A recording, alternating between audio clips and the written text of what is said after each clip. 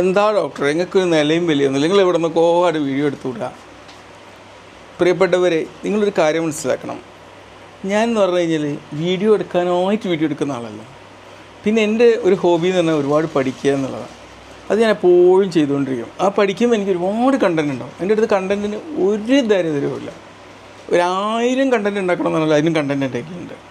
പിന്നെ ആർട്ടിഫിഷ്യൽ ഇൻ്റലിജൻസിൻ്റെ സാധ്യതകൾ ഇതൊക്കെ ഉപയോഗപ്പെടുത്തുന്നതുകൊണ്ട് കണ്ടൻറ് ക്രിയേഷൻ എന്ന് പറഞ്ഞാൽ എനിക്ക് വലിയ പ്രശ്നമൊന്നുമില്ല.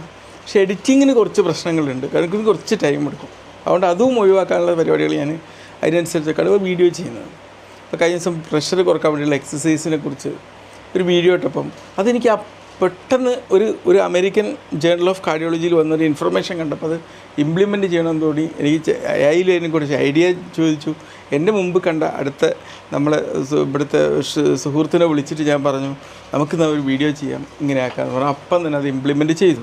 അത്രയേ ഉള്ളൂ. അപ്പോൾ ടീഷർട്ടിലായിരിക്കും ഞാൻ നൈറ്റ് ഡ്യൂട്ടിയിലാണ് കഴിഞ്ഞ് വരുമ്പോൾ എടുക്കുന്നത്. അപ്പോൾ ടീഷർട്ടിൽ തന്നെ ചെയ്തു. അല്ലാണ്ട് അതിനായിട്ട് കോട്ടും ടൈയും ഇട്ടുന്നുണ്ട്. ഇപ്പോൾ ഞാൻ വീഡിയോ ചെയ്യുന്നതും നൈറ്റ് ഡ്യൂട്ടി കഴിഞ്ഞുകൊണ്ടിരിക്കുമ്പോഴാണ്. അത് കുഴപ്പമൊന്നുമില്ല. അപ്പോൾ ഞാൻ വേറൊരു സീരിയസ് വീഡിയോ ചെയ്യാൻ വേണ്ടി ചെയ്തപ്പം ഇതൊന്ന് പറഞ്ഞു എന്നേ ഉള്ളൂ കേട്ടോ. ആ വീഡിയോ ചെയ്യാൻ വേണ്ടി പുറപ്പെടുകയാണ്. എനിക്ക് അങ്ങനത്തെ സ്ഥലകാലപ്പതോ അങ്ങനെയൊന്നുമില്ല. എനിക്ക് എവിടെ നിന്നാണോ ഒരു ഇൻഫർമേഷൻ പാസ് ചെയ്യണം തോന്നുന്നത് അവിടെ വെച്ച് ഇംപ്ലിമെൻറ്റ് ചെയ്യാമെന്നല്ല.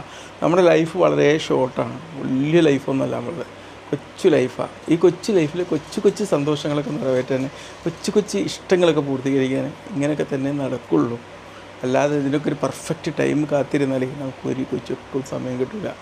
നമ്മുടെ ജീവിതം എല്ലാ മേഖലയും നമ്മൾ നോക്കേണ്ടതല്ലേ കേട്ടോ. അപ്പോൾ നമുക്കിങ്ങനെയൊക്കെ ആഗ്രഹങ്ങളുണ്ടെങ്കിൽ അതങ്ങോട്ട് ചെയ്യാം. അതിന് വേണ്ടിയിട്ട് ആ ഒരു perfect time, perfect position, perfect posture ഇതൊന്നും കാത്തിരിക്കേണ്ട. നമ്മളൊരു ഫ്രണ്ട്ലി പ്ലാറ്റ്ഫോമായി മാത്രം എൻ്റെ ഈ ബ്ലോഗുകൾ നിങ്ങൾ കണ്ടാൽ മതി കേട്ടോ. അല്ലാണ്ട് വലിയൊരു ഡോക്ടർ വന്ന് കോട്ടും ടൈയൊക്കെ ഇട്ട് അങ്ങനെ നിൽക്കുന്നത് നിങ്ങൾ കാണരുത്, ദയവ് ചെയ്ത് കാണരുത്. അങ്ങനെ കാണേണ്ടവരോട് പറയാം, കുഴപ്പമില്ല, നിങ്ങൾക്ക് അൺഫോളോ ചെയ്യണം, അൺഫോളോ ചെയ്യാം. ഫോളോ ചെയ്യാൻ ഞാനാരും പറയാറില്ലല്ലോ. എൻ്റെ ഒരു പാഷൻ ഫുൾഫിൽ ചെയ്യുക. എനിക്കിങ്ങനെ പഠിച്ചുകൊണ്ടിരിക്കണം ലോകാവസാനം വരെ.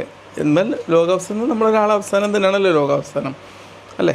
അപ്പം ആ ഒരു അവസാനം വരെ പഠിച്ചുകൊണ്ടിരിക്കണം. അതെനിക്ക് ഇഷ്ടമുള്ള കാര്യമാണ്.